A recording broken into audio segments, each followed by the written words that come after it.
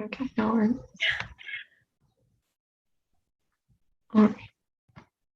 So, all right, so here's a plan for today. We'll start with a short video test listening, and then we need to cover embedded questions. So we're gonna be looking at a presentation.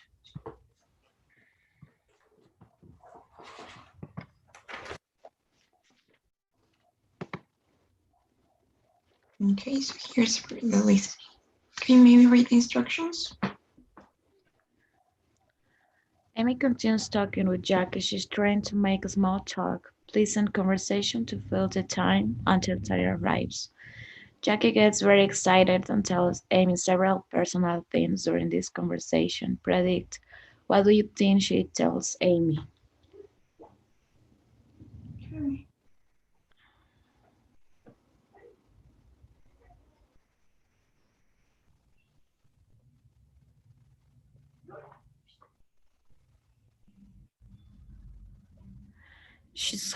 She's hoping to be a movie star someday.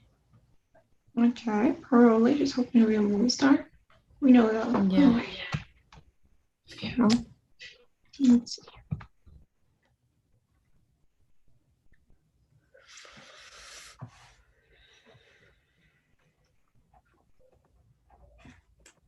Okay.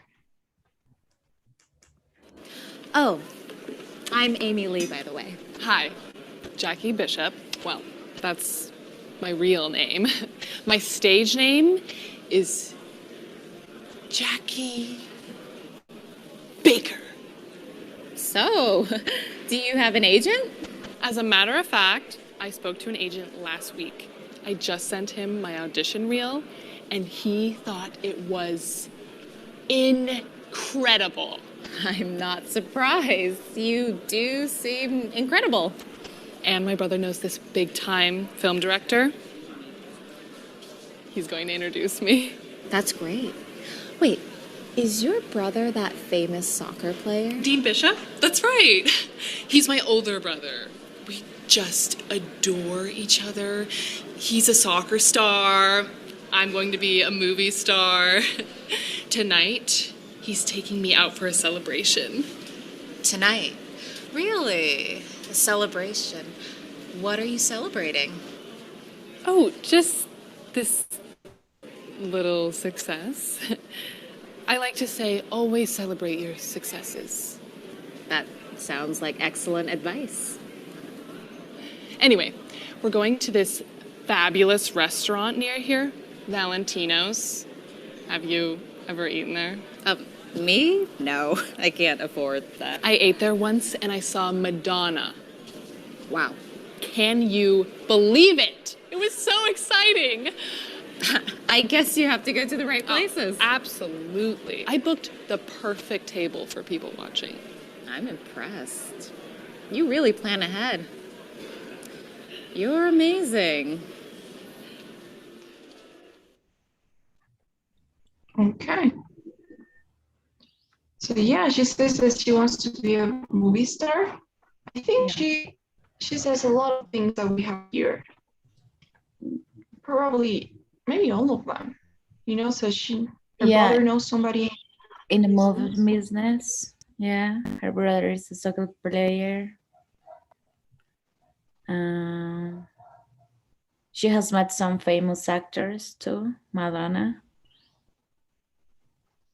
Yeah. She's planning to go a famous restaurant tonight. No, I mean not tonight. Really? Tonight. I think it's. Oh yeah. Yes, to celebrate that little success they had.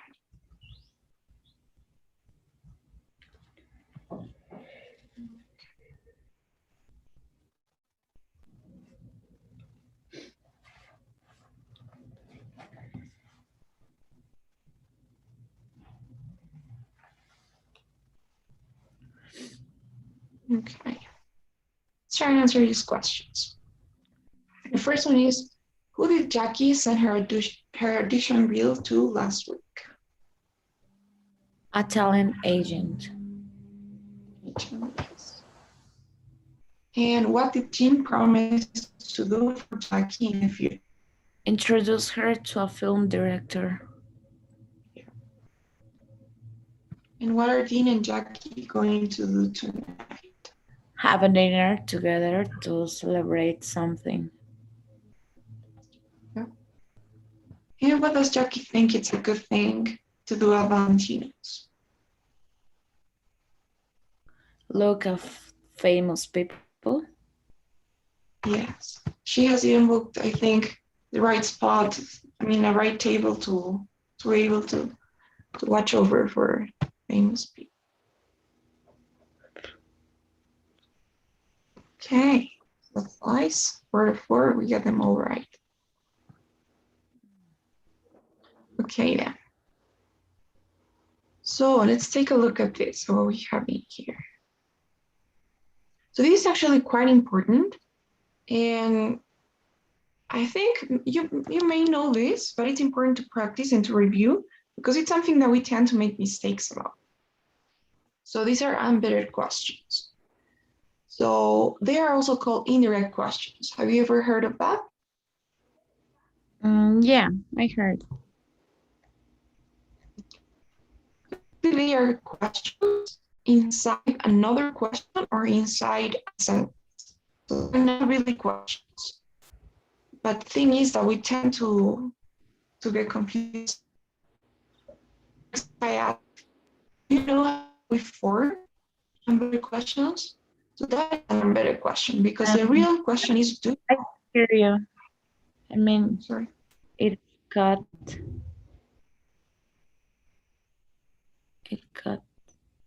Okay, so I'm saying, for example, if I want to ask you something like, what time is it? That's a direct question, right? What time is it? And then you tell me the time. Now, if I ask you, do you know what time it is? Then that's another question, but it's an indirect question because I'm not directly asking you what time is it. I'm saying, do you know what time it is? So that's an embedded question because I'm placing the real question inside another question. Now the question is no longer what time it is do you know? So do you know what time it is? So that's what we have with embedded questions. Mm-hmm. So it's in a question that's inside another sentence, for example, or it could be also be inside another question. So if I say, what do you mean? And that's a question. But if I say, I know what you mean, or I don't know what you mean, and that's a sentence, but it has the form of a question inside. What you mean is an embedded question. You know? Mm-hmm. Now, if we look at the grammar, there are some things that change. For example, I'm no longer using the auxiliary in this case because it's not a question anymore. I cannot say, I know what do you mean? And that's the mistake that sometimes ESL learners tend to do. So, I know what do you mean will be wrong because it's not a question, it's a sentence. I know what you mean. Or I know where you are going instead of I know where are you going. Or I know what will you do will be wrong, right? You need to say, I know what you will do. So those are the embedded questions. So let's take a look at presentation.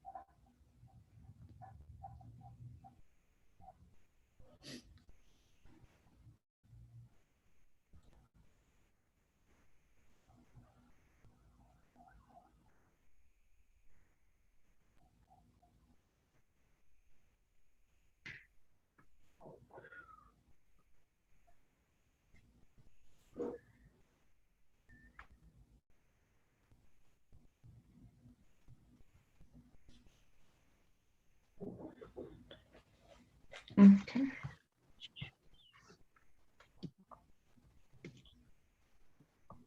So as I was saying, it's a question that's inside another question or a sentence.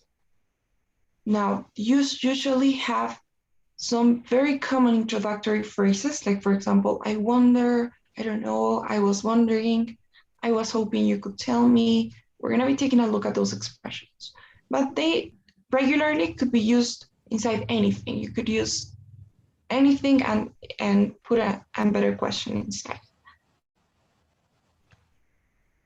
So now what's the difference? Why do we use them? So here's the reason why. In most cases, when you have questions, indirect questions, for example, let's take a look at these two examples. The first one is a kid asking probably his teacher, what are my mistakes? So that's a direct question. What are my mistakes? Now, if he wants to be a bit more polite and a bit, like sugarcoat it a bit, then he can say, can you tell me what my mistakes are? So that is a bit more polite than just going and directly asking, what are my mistakes? I think this one, without that introductory phrase, like, can you tell me? Without that, it's a bit more rude, maybe. So the same as when you're asking the time, right? What I was saying, if you're walking by and you see somebody and you want to know what the time is, then you're going to ask the person, could you please tell me what time it is? Because if you go right off and say, what time is it? Then it's like you knew the person and you don't really know them, so you need to be a bit more polite.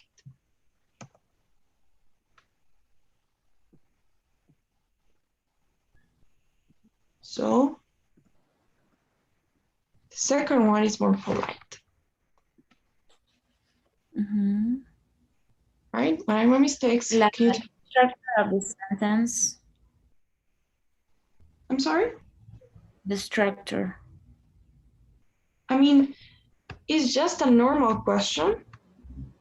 Can you tell me, can you tell me this or that? A normal question. The only thing that you need to remember here is that the embedded question is not a question. So you need to leave out auxiliaries. For example, if you have a do, if you have another, you need to leave it out. And you need to change the structure of the question. So this is the structure of a question, what are my mistakes? And this is the structure of a sentence, what my mistakes are. So you need to use the structure of a sentence in the embedded question. Now the question is the same as any other question. Can you tell me? The only thing that matters is the embedded question, which needs to be in the form of a sentence, not in the form of a question. You cannot say, can you tell me what are my mistakes? And that's something that a lot of people would do, especially people who learn English. So we need to try to avoid it. Okay. So yeah, that's one of the uses when you ask questions. So for example, what time is the meeting? Now, if it would be more polite if I say, can you tell me what time the meeting is? Or could you tell me? Or mind if you tell me what time it is? So that's a bit more polite. Or what does Sarah want? Can you explain what Sarah wants? I was wondering what Sarah wants. Or I was hoping you would tell me what Sarah wants. That's more polite. Or when did you start studying here? I'd like to know when you started studying here. So look at how we form them. This is the verb be, right? So it's a question with the verb be. What is this? Now you change it for what it is. You're changing the order, that's it.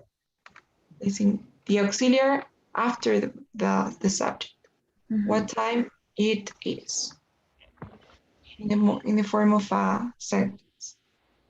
If you have an auxiliary like does or did, then you need to cut it out. So what does Sarah want? What Sarah wants. And you conjugate the verb because it's a sentence. Sarah wants, I don't know, an apple pie. So Sarah wants. Or did you start? You started. I'd like to know when you started. That's how it works. Is that okay so far? Yeah. Okay. So we use an introductory phrase, clause, or question. Can you tell me? I'd like to know. I was wondering. So we're gonna see what those could be.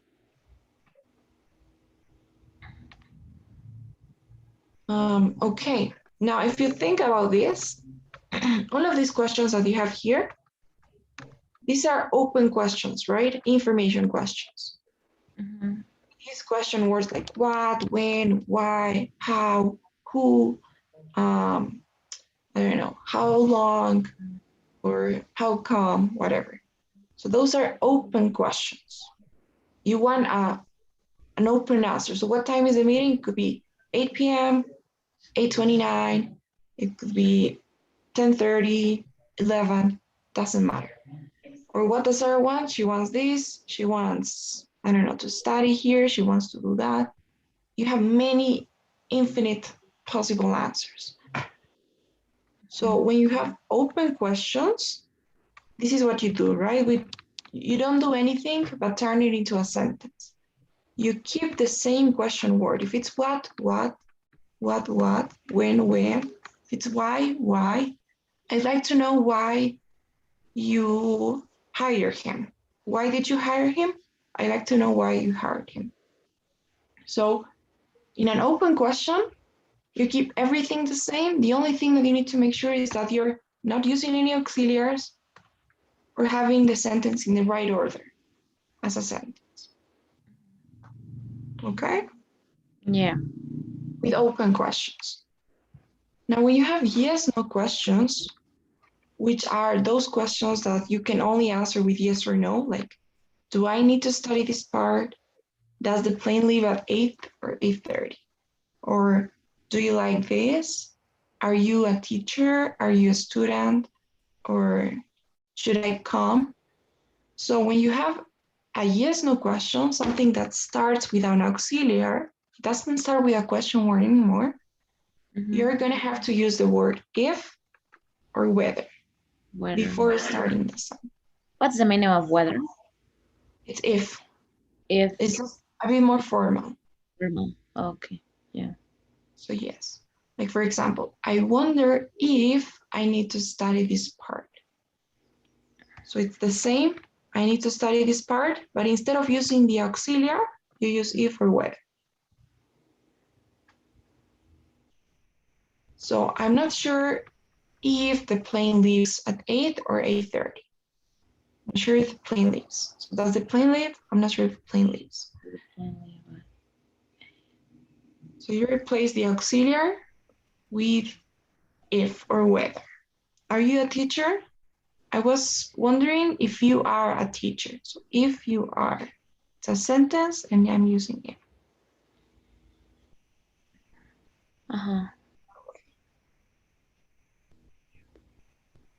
So that's with yes, no questions. Is that okay? Yeah, can you give me example using how long or how? So those are open questions, right? So you just need to use to keep the same one. These are with yes, no questions, and with open questions, let's take a look at this. With open questions, you keep the same question word. Like, how long were you here? Were you here? Yeah. Maybe, can you tell me how long you were here? Oh, okay. So you keep the same how long. The only thing is that you need to make sure that this is in the form of a sentence. So in a sentence, you say, you were here, I was here. You don't say, were you here, were you there? So that's a question. So you were here. Okay. That's it. You don't need if because it's an open question. You just keep the same question word, what, when, how long.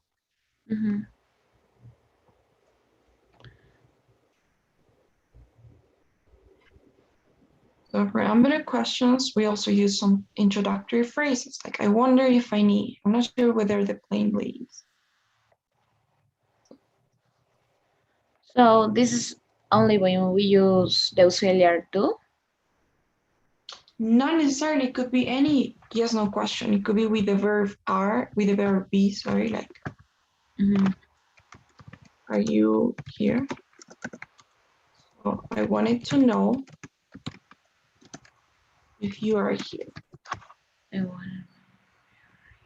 It's a sentence and if you are here. Or should I go? Do you think I should go?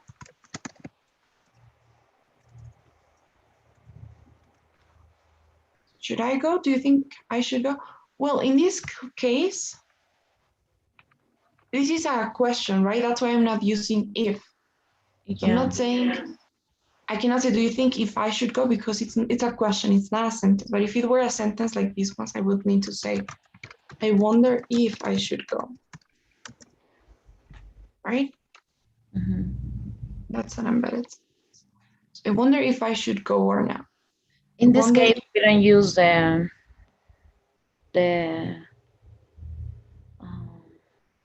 no, forget. Okay. So for all of them, you can use whether. I wonder whether I should go, whether you were here, whether this person is like that. So it's exactly the same. It's never gonna be any different. Okay.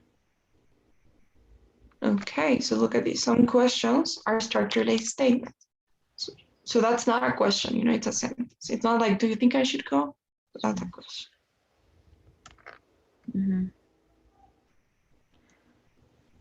Okay. So for example, what would you say here to form an embedded question? Okay.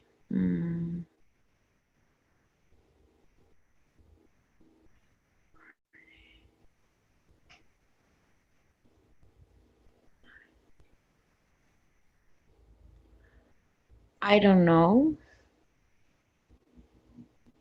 who came to the party. Okay, nice. I don't know who came to the party.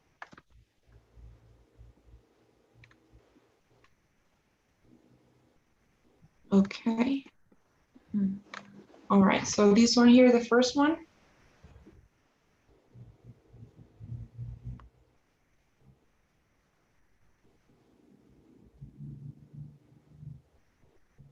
I don't know how much. I don't know.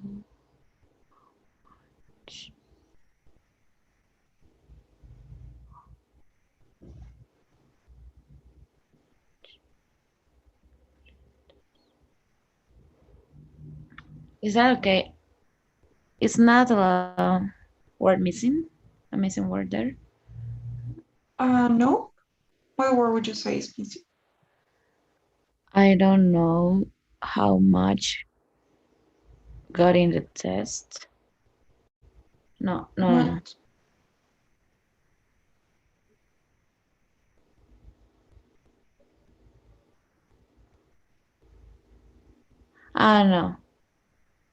How much?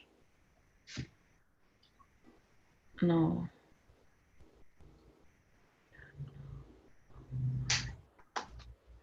You're right, but you're forgetting a word. I don't know. I don't know.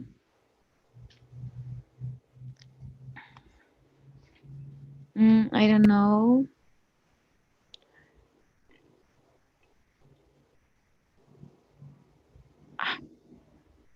How much?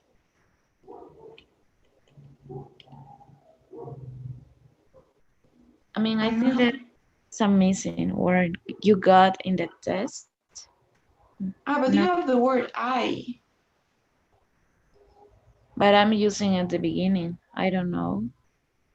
Oh, really? Yeah, you cannot use it twice, can you? So, yes, that's correct. I don't know, but you could say, I don't know how much I got in the test will have to be, right? Or you got, or she, so yes.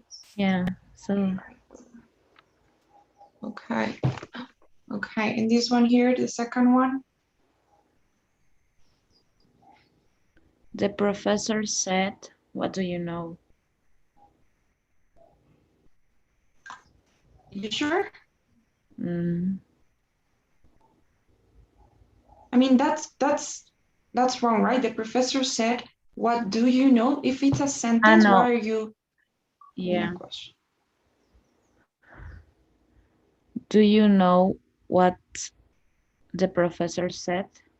Yes, and that's a question, but again, it's in what matters is what the professor said. I'm not saying, do you know what did the professor say? That would be right. Now the third one.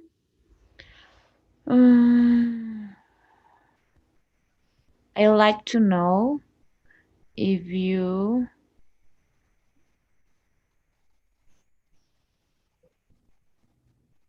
have taken any school assignments so far.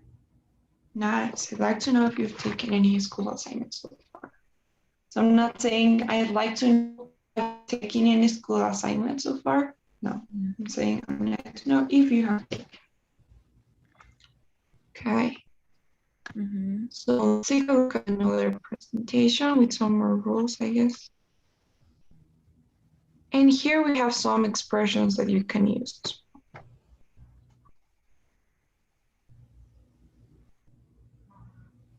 Okay, so here some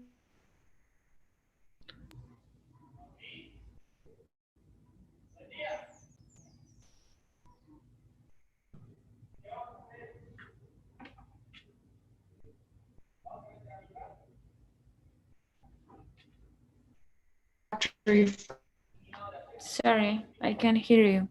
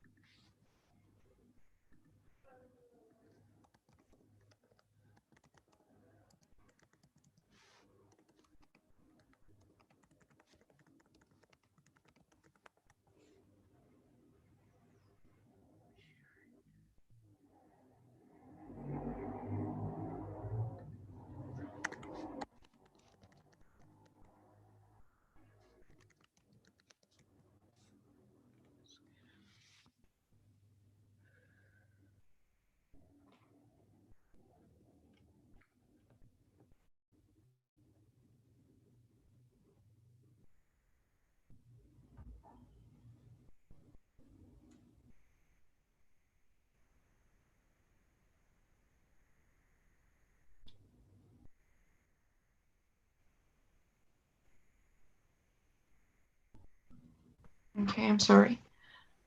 So I was saying those are some phrases, some common phrases that you use for as an introductory phrase for the embedded questions. Yeah. Okay.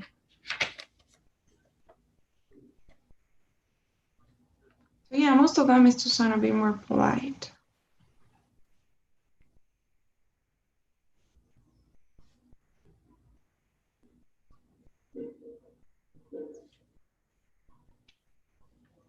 Is there anyone that you would like me to explain?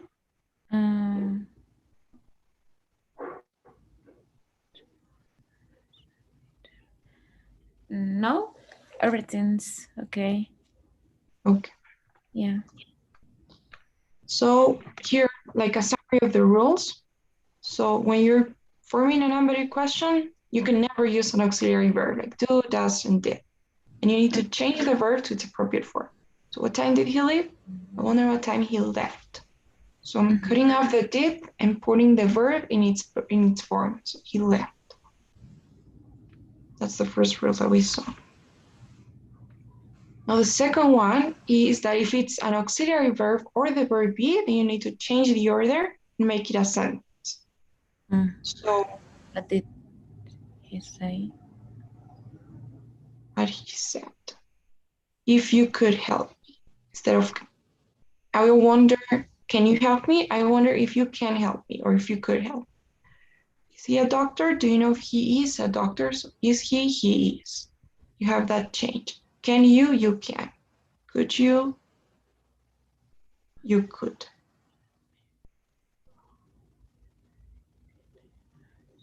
You know, that's the second one.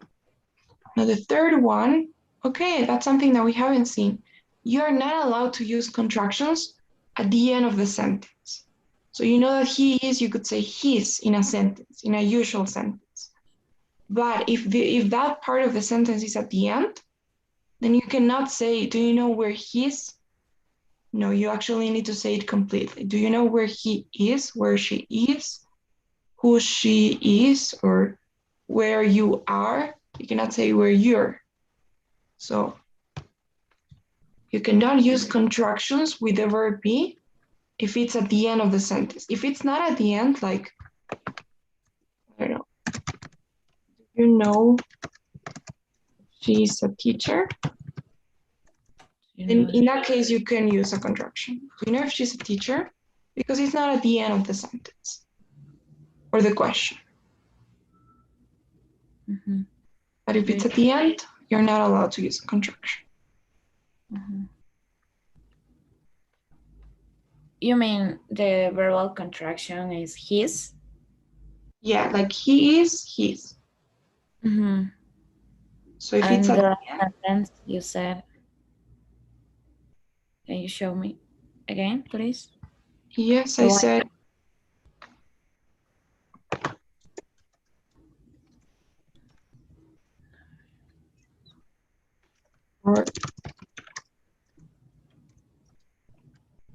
So in this case, verbal contraction. but you can use, okay. So do you know if she's a teacher? Or I don't know if she's a teacher, if he is here, if we are there. So you're allowed to use contractions. If it's not, as long as it's not at the end of the sentence or the question. Okay. She's a teacher. Right. And when you have yes, no questions, you need to use if, whether. I couldn't hear you. Could have. Sorry. So I'm saying, and okay. You can use verbal constructions if we use if. No, that's not what I said. So you can use verbal contractions if you use where, why, whatever you want. The only thing that you need to remember is that they cannot go at the end of the sentence or at the end of the question. Mm-hmm. So if you're about to finish the question or finish the sentence there, then that's incorrect. You cannot say his. Okay. So only when it's at the end of the sentence. But yes. In the last case, do you know if she's a teacher? We can use verbal contraction.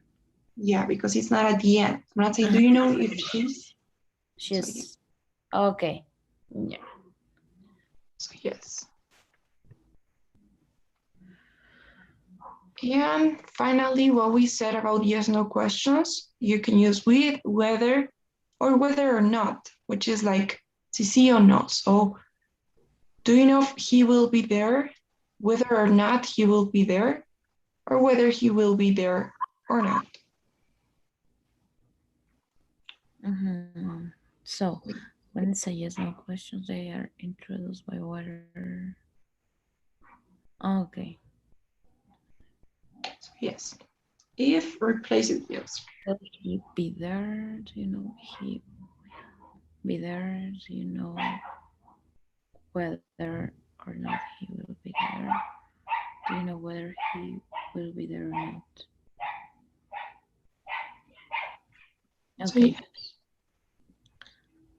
So, and is there a difference if we use at the end or not? No. Or grammatically with is better, or which one sounds better? Like which one? Both are okay. It's the same as in Spanish. You know, when you use or not, it's like you're just, maybe you're a bit more, like, maybe you're emphasizing a bit more on the two options that you have. He will be there or not. So you're like very, maybe a bit more rude, like very directly asking, like, will he be there or not? It's the same when you ask an inverted question. Do you know whether he will be there or not? So it's a bit more rude maybe because you're just directly answer for a yes or no answer. But when you say, do you know if he will be there? Then maybe, I don't know, the person could be, so yeah, you're like hesitating a bit. But if you don't want the person to hesitate at all and you want a direct answer and you're maybe in a hurry, then you emphasize it a bit more. So do you know whether he will be there or not? ¿Va a estar ahí o no? Do you know if he will be there or not? Okay. So, a difference.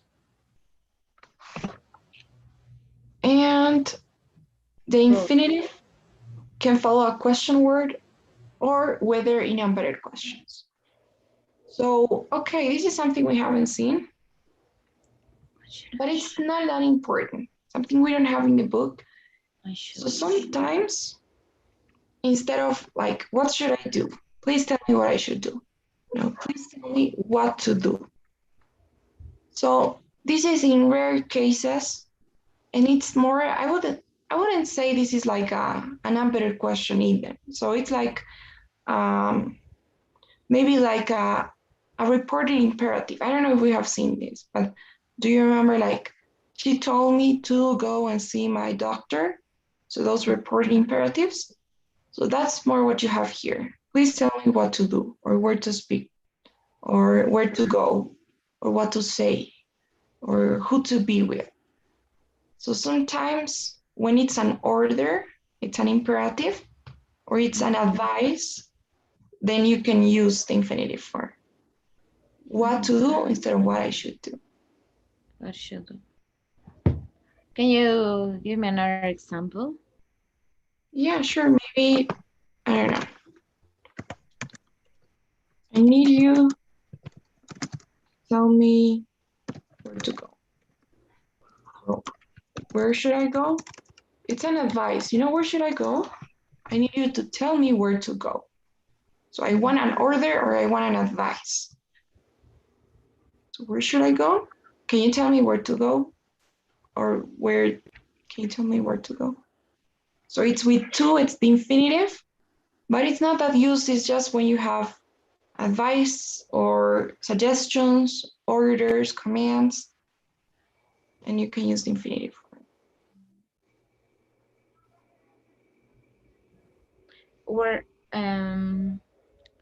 Where to go? It's an order. Yeah, an order or a suggestion as well.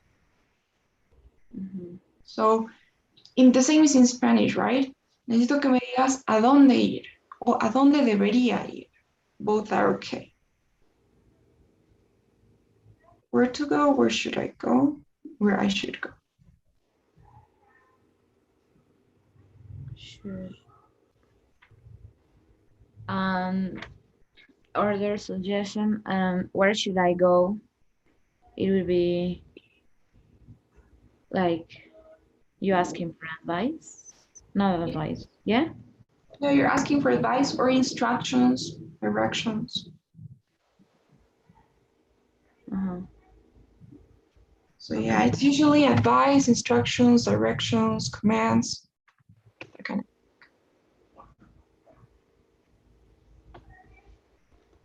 Okay.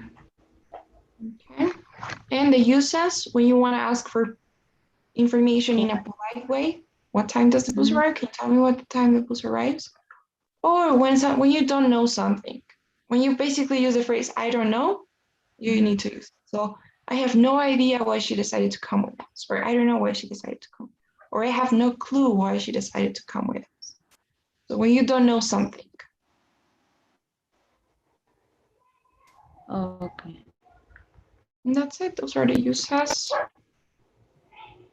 Okay. Any questions about this?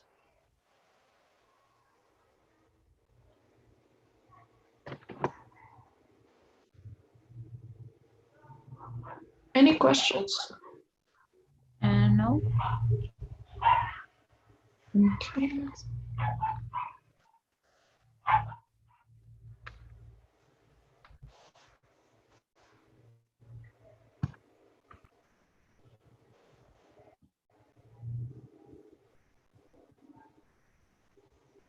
Okay, so we'll be doing this. So can you maybe read the instructions for this activity?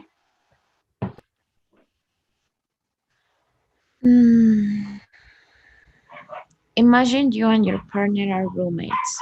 You've just started college. There were two orientations, one for the library and one for the student centers. You each decide to go to just one. First, ask your partner about the library and take notes. Then answer your partner's questions about the student center. On the right are the notes you took at the orientation for the student center. Find out the following information about the library. Is it the library open on Sunday? Yeah, I continue or? No, that's okay. So that's what we need to do. According to these are the notes that, let's say, I took because I went to the orientation for the student center and you went for the orientation to the library, I guess. So you need to ask me about these things that you want to know about. So like the rules that you have at the student center, the schedules, and what you can find there. So try to ask me for that information, the one that we have here, using better questions. You can use any phrase you want, not necessarily these ones, but try to use some better questions. Okay. So what questions would you ask? Okay.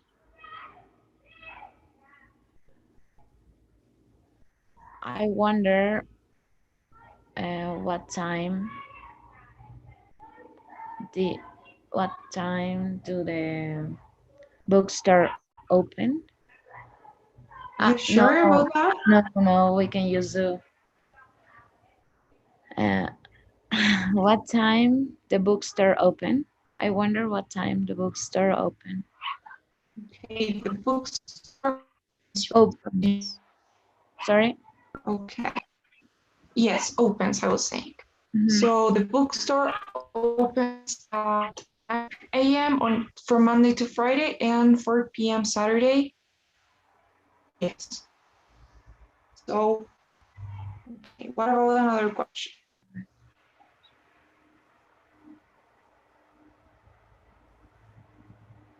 Could you tell me if the student lounge is no.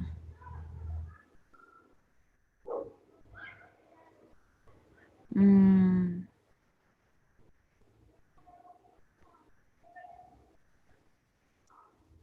yeah. Can you tell me how long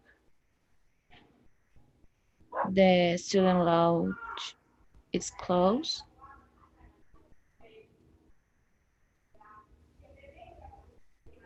Okay, so it'll be closed until October. Okay.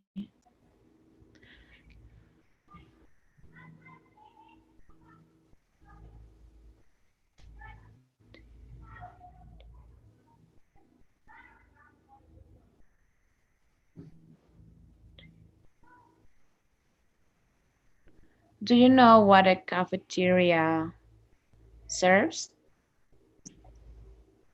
Okay, that's nice. It serves breakfast, lunch, and dinner.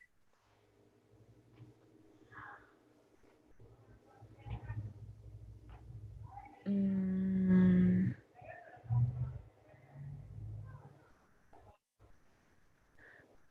uh,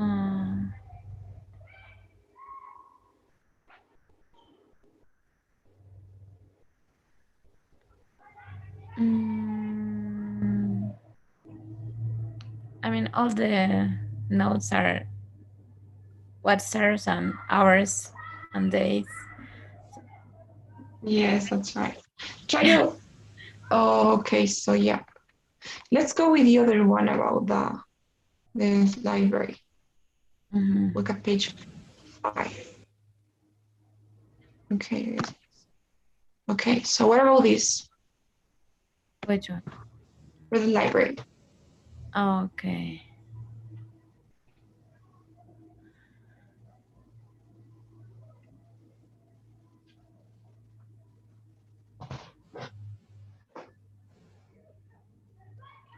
Can you tell me what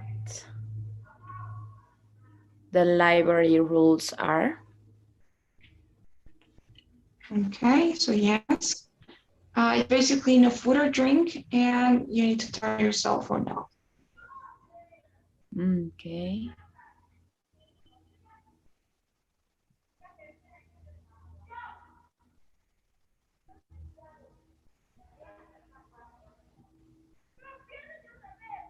Did you find out what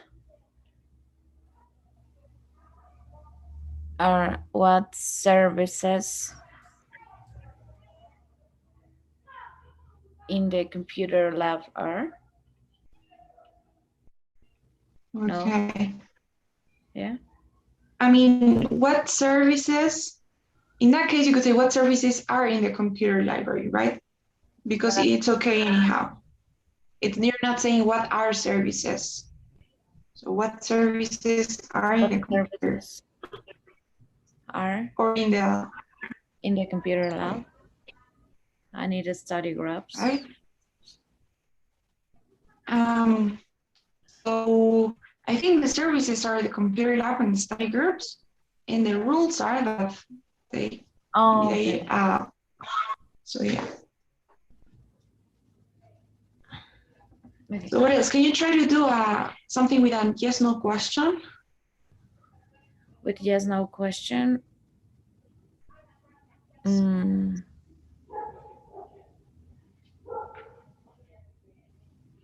Like what?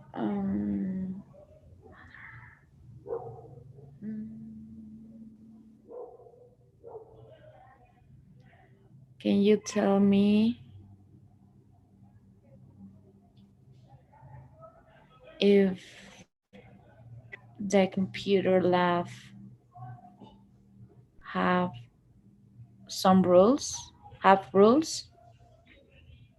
Okay, if the computer lab has some rules. Yeah, the computer lab has some rules. Okay, so yes, it does. The rules are that they open the same time as the library, and you need to show your student ID in order to access it. Okay. And what about the study groups? So they are available for most classes, and you gotta sign up every Tuesday. Okay. Okay.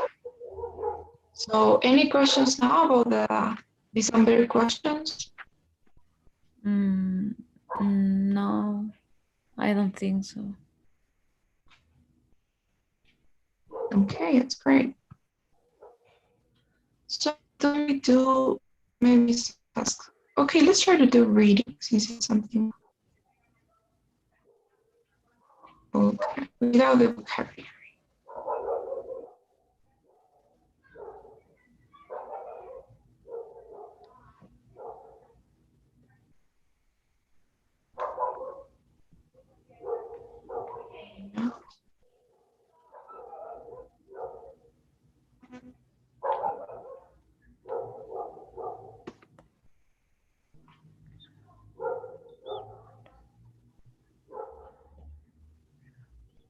Okay. So a smartphone phenomenon. We're gonna read this article, then click on the box, and we'll find the right answers to each one. Okay. So, okay. Well, how do you do it when you read? Do you read the entire thing first and then answer the questions, or do you read the questions and look for the answers? No, I first read the article and then the question. Okay, so let's try and read this article. I have to read first the questions and then. I mean, it's up to you. Whatever works better for you, but you need to figure that out. So, for example, in the TOEFL test, you can read the questions before. Yeah, you can read the questions before too. So it depends. I think that, like in the TOEFL, maybe one of the biggest problems is usually time in the reading part. So that's why you need to figure out the right strategy that you need to use. So if you're not so good with time, maybe you can read first the questions, but it depends. In this case, let's try to read the article, at least the first part, and answer the first questions. And then you'll do the other ones. Okay. So let's try to read this. So about Anna, Justin Finley, and Mari Salon. Okay.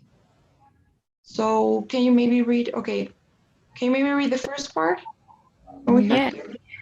Smartphone phenomenon. Why is having a smartphone important? We asked people in 3 countries these questions. Here is what I said. Do I keep reading or Yes, please. loud? Or yeah? Yeah, let's try to read. Ana Oliveras, 35, businesswoman, Mexico. I depend on my smartphone for doing business here in Mexico City. I can send messages and manage my schedule. And if my car breaks down, presto, I can just call for help. It gives me a sense of security.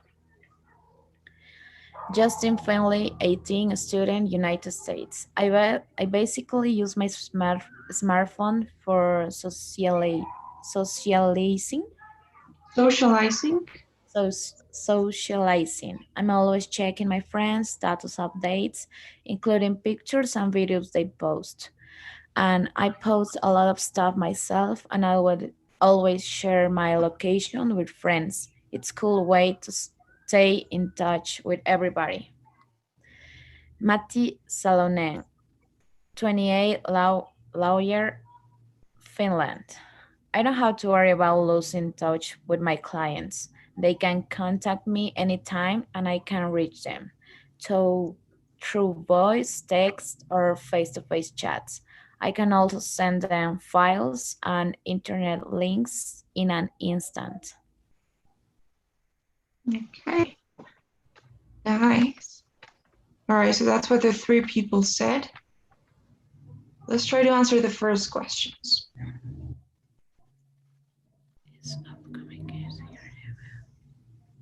Okay, so sending messages, sharing files, and managing schedules are types of. Okay. Are types of. Sending messages, sharing files, business tax. Business tax. That's what Anna does. Matti Sullivan said.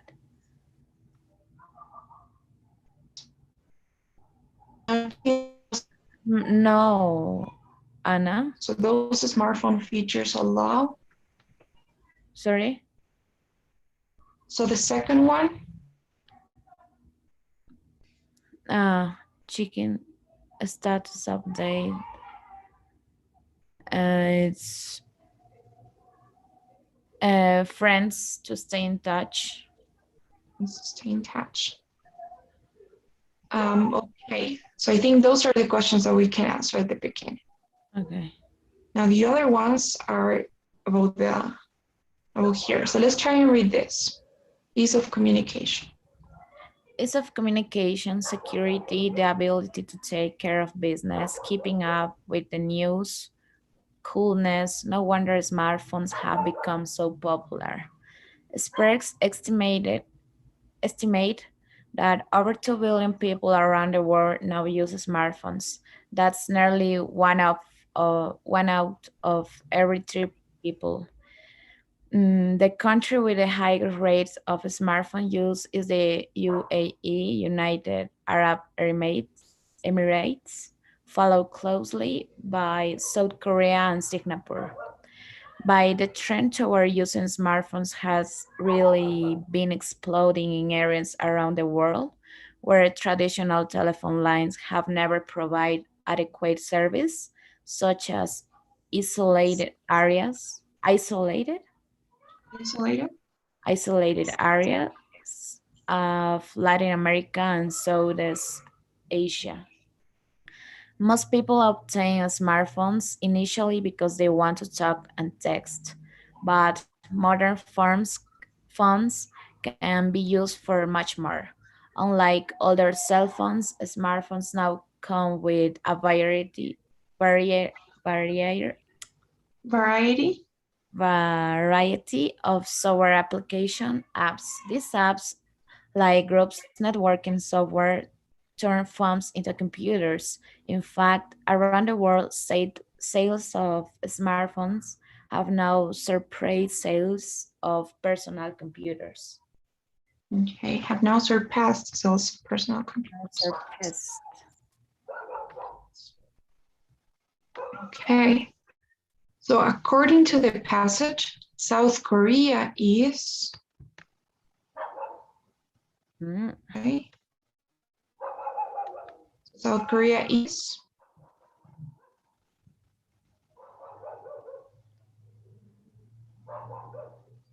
first try to remember, then we look at the passage.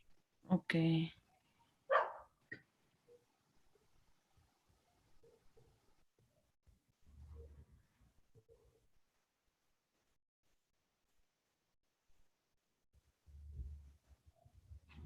I'm not sure it's. I mean, I remember they talk about South Korea and Singapore, but I don't know if this is the one the country with the highest use of smartphones. I think that is one of the most. No, one of the most. I no, it's one of the countries with the highest use of smartphones. Okay, now let's check. So here it is. The country with the highest rate of smartphone use is the United Arab Emirates, followed closely by South Korea and Singapore. So yes, it is right. The highest use of smartphones. Now, according to the passage, sales of personal computers are now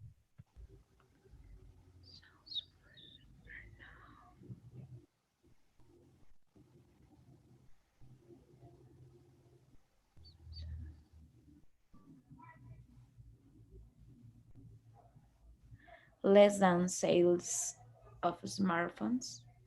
okay. Now let's see.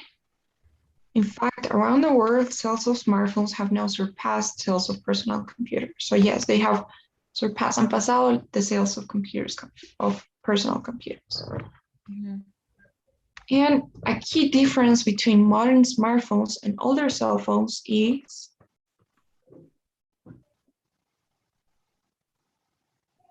Smartphones have software applications. yeah, I think that's correct. They have these apps, don't they? So unlike older cell phones, smartphones now come with a variety of software applications. Okay, let's bit this. Okay, so that was perfect. 5 out of 5, 100%. Smartphone phenomenon. What do you think of that, of smartphones? Yeah, it's true nowadays. They're very useful. I mean, you can use your cell phones instead of a computer, but not all the time. But it helps you a lot. Yeah, that's right. It's like a smallest, more practical computer. But of course, there are some things that you cannot do. But usually, the things I need to do. I mean, if you are in a hurry, I don't know. It happened to me once. I have to present a project, and I have to correct. On the bus, on the street, when you're. Sorry? Okay, sorry. So I was saying, do you have any questions for today? Oh, no. Okay. For today, now, but I was doing the homework, the assignment you give me. Okay. And I thought I didn't have questions with the, what was,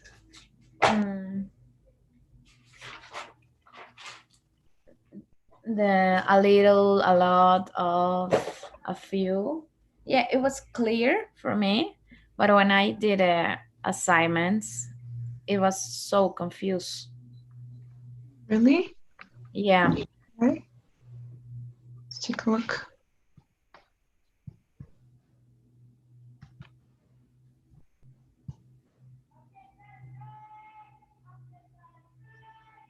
Okay. So the only thing I would say you need to remember is first thing that a few and a little, the difference. You know, a few is for count or non-countables. Countable.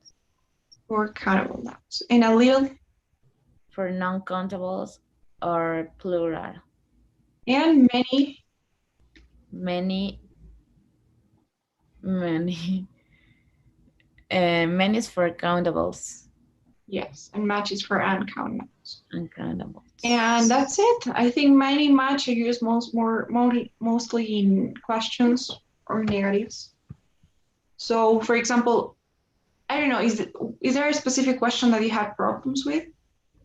It's not a specific questions, but when I was doing the homework, the assignment, I thought that, I mean, I make a difference between if there is countable or not countable.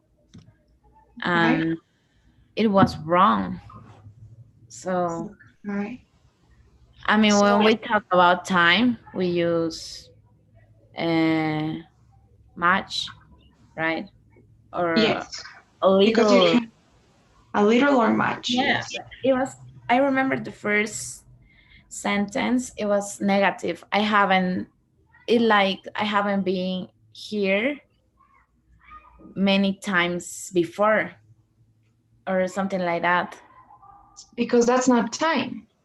Time as and tiempo is uncountable. But times is not tiempos, times is veces, right? And you can actually count the times. You can say one time, twice, 3 times, 4 times. So those are veces. That's not tiempo. So for example, I haven't been here many times before because times is veces, so muchas veces. But it's negative. I haven't been here many times before. So what does that mean? No he estado aquí muchas veces antes. Yes. It doesn't sounds good. Or you can also say, I haven't been here a lot of times before, but you don't have that option, right? You just have many, a few, a little, or much. But if you're gonna choose between the 4, then the right way, because it's negative, it has to be many or much, right? And since times are things that you can count 1 time, twice, 3 times, 4 times, then you need to use many. So I haven't been here many times before, and it sounds right, like no he estado aquí muchas veces antes. Or no he estado aquí antes. Yeah, no he estado aquí muchas veces antes. I haven't been here many times before. Es que no tiene sentido. It does. Why are you saying that? Because I haven't been here before, but yeah, you haven't been there. But why you say many times? Because you have been there a few times. If you say I haven't been here before, you're saying that you haven't been there at all. Yeah.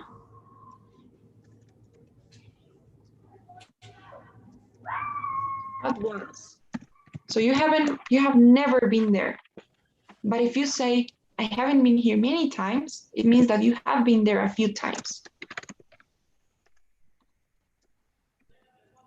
I haven't been here many times before. You know, so there's a difference. It's like, si dices nunca he estado aquí, I haven't been here before, no he estado aquí antes, nunca has estado ahí. But if you say I haven't been here many times before, no he estado aquí muchas veces antes, that means that you have been there. Has estado ahí unas cuantas veces, a few times. You know? Yeah, I understand the difference, but I'm not sure. For me, grammatical is not okay. I mean, if you weren't there, why did you count the times you haven't been there. I mean, it's like, think about, I don't know, maybe think about maybe an amusement park. So you have gone there like 3 times in your entire life, and people usually go there like every single weekend. So when you go with your friends, you can say, I haven't been here many times before, but I really like it. So I'd like to come here. I should come more often. It's So like I have been there before, once or like, twice. yes, like I have been here a couple of times before. I think it would sound better if you say it in positive. I have been here a couple of times before, or I have only been here a couple of times before, but I really like it. So it's the same. Solo he venido acá unas cuantas veces, but I like it. Yeah, I it haven't sounds been like here many times. Both will be okay. okay. Now then you need to think of like dessert. Is that a count or non-count now? It's count. For Count? me? Yeah. No, in Spanish maybe. You can say un postre, Yeah. but in English you That, cannot, yeah. because you cannot say desserts. Mm, It's like cake, right? You cannot say cakes. You say a piece of cake or bread, pan. Que en español, yes, you can count un pan, dos panes, tres panes. But in English, you just say a slice of bread. So how about, yeah. what would How you about say? a little dessert? Yes. Now, to be honest, it would sound better if you say, how about some dessert? Yeah, What yeah. I thought that too, but you can put some or any. Yeah. Now, thanks, but I don't eat cake. Cake, is it countable or no? Non-count. No count. Why? Is it because you talk about a piece of cake, or is that is that? Yes, it's like bread, cake. So you say, Mm, can you hand me a piece of cake? okay, so if this is not countable, use much. Much, right? Because it's negative. I don't eat much cake. And I think in Spanish, it's the same way, right? You say, no como mucho pastel. You don't say muchos pasteles, Yeah. right? Now, I'm sure you have more time. Okay. A little time. A little more time, right? Because in this case, it is time, tiempo. It's not veces like this one. A lot of time. I'm sorry? Could we? I don't know what is that? I don't want you to be late, but I'm sure you have a lot of time. No, because look at what Nick is saying. It's getting late, so he wants to go. I've got to get to practice on time. So I don't think he has a lot of time. He just has a little more time. But in another context, it would be right. Yes, it's correct to say a lot of time, because a lot of is for both count and non-count nouns. A lot of time, a lot of candles.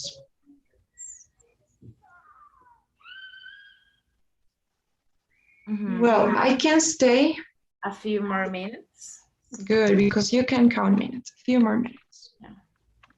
Yeah. But I just have. I'm just wondering what I have. A lot of questions. Probably. I mean, it's correct, but I think it's a few questions. A few questions. Because I just have a few questions. So it's just only a few questions. If it were, I don't know, if you didn't have the just, it could be, but I have a lot of questions. But if it's just, so I guess it has to be little amount, so small quantity, few questions. I guess. Let's see. Okay, so yes, that was right. Just what I could say, forget about Spanish because it's not the same, especially with count and non-count nouns. It's not the same. Yeah, that's why I was very confused when I was doing. The thing about that is that in Spanish, even if there are things that you cannot count, like water, for example, you can go to the store and say, hey, ¿me puedes vender 3 aguas? And that's okay, you know? But in English, you cannot say 3 waters. You can say 3 bottles of water. Yeah. So Spanish is a bit more flexible in terms of what you can count and you can't. But English is a bit more strict in that sense. Mm-hmm. So yeah, forget about Spanish. Okay. Any other thing? No, now it's clear. Okay. It's nice. So please don't forget the sorry before you leave. Yeah.